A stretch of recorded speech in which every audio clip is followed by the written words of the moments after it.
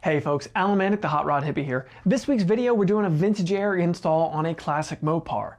This is a factory air car and the original AC stuff was already removed, so we're just going to focus on the install portion of this. Let's get to it.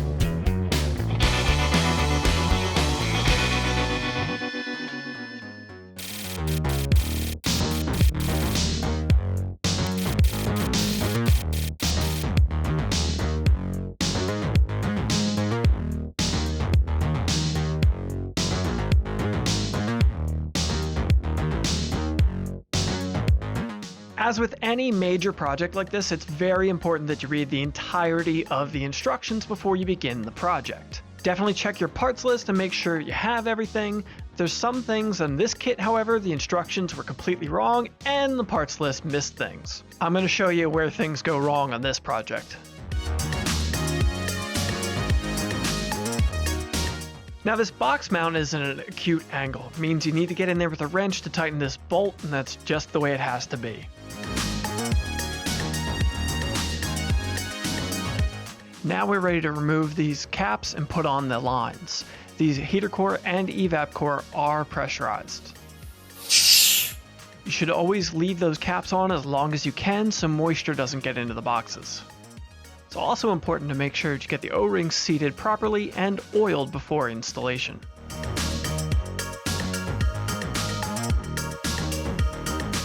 Now the proper orientation of these lines is a little bit confusing. The instructions are not particularly clear about this, especially not where it tells you to install the lines. You have to look further down in the instructions to find the proper orientation, how they're supposed to be in there. Just like this right here, you can see the proper configuration where they crisscross over each other.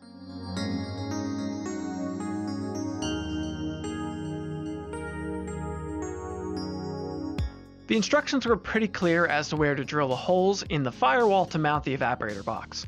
Installing it is as simple as slipping it up underneath the dash, lining up the firewall bolt studs through the holes, and then holding it up to the cowl and installing the screws in the cowl itself.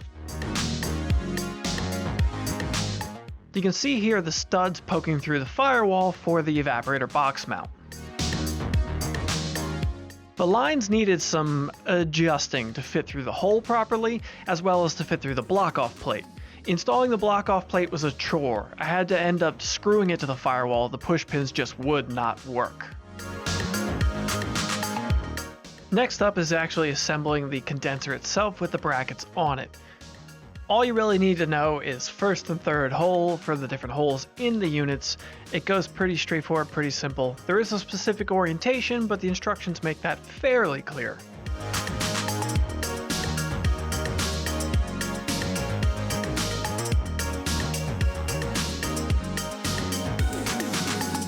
Installation of the receiver dryer bottle onto its mount is a little bit challenging thanks to these silly clamps they use. And also the instructions were unclear as to where the upper clamp should be located, and I ended up having it too high. So when I went to install this hard line, it was just not in the right position. I had to move it down, so take note of where my finished position for this mount is.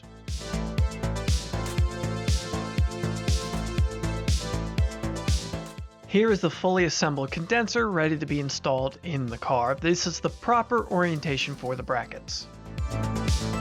Now here's where the instructions are 100% wrong.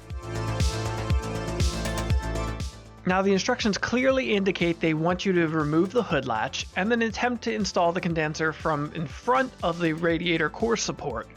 This just is not the way this should be done.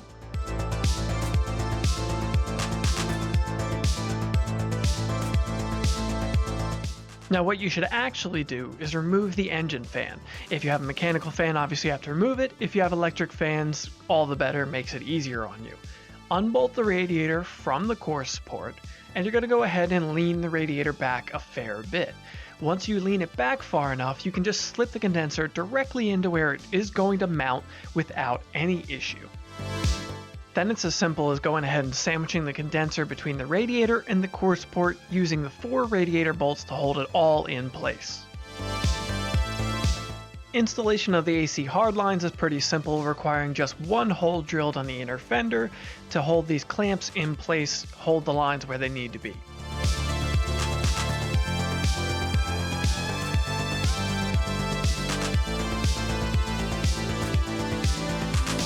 Next up is installation of the control board.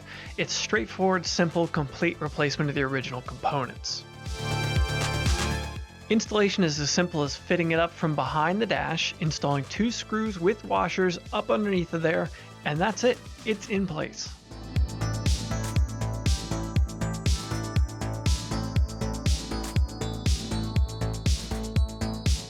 After the controls are installed, you just have to route the cable. You can do this how you see fit. There's plenty of length to route it for clean installation, and then you just hook it up to the control box on the HVAC unit itself.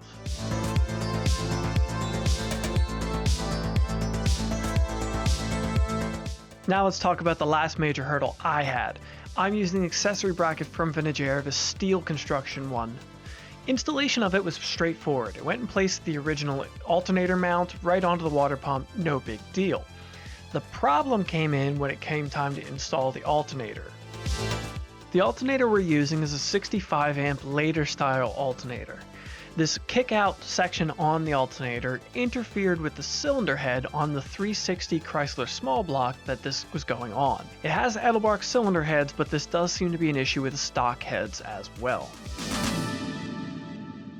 Installation of the AC compressor itself was straightforward, no problem, bolted right up just as it should.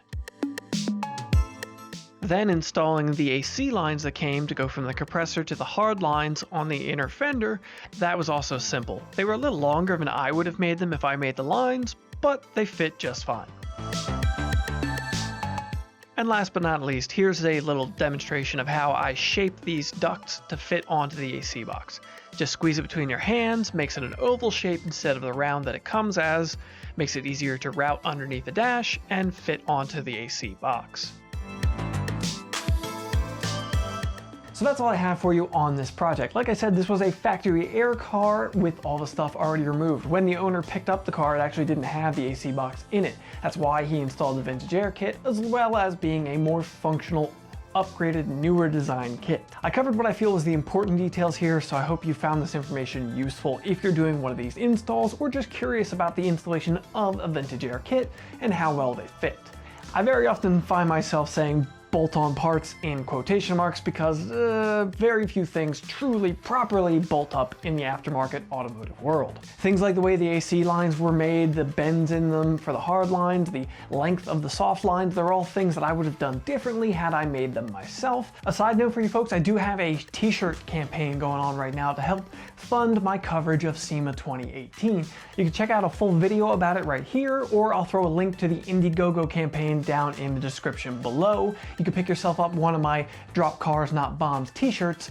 Limited edition shirt. I'm only doing a limited run of them. Check that out.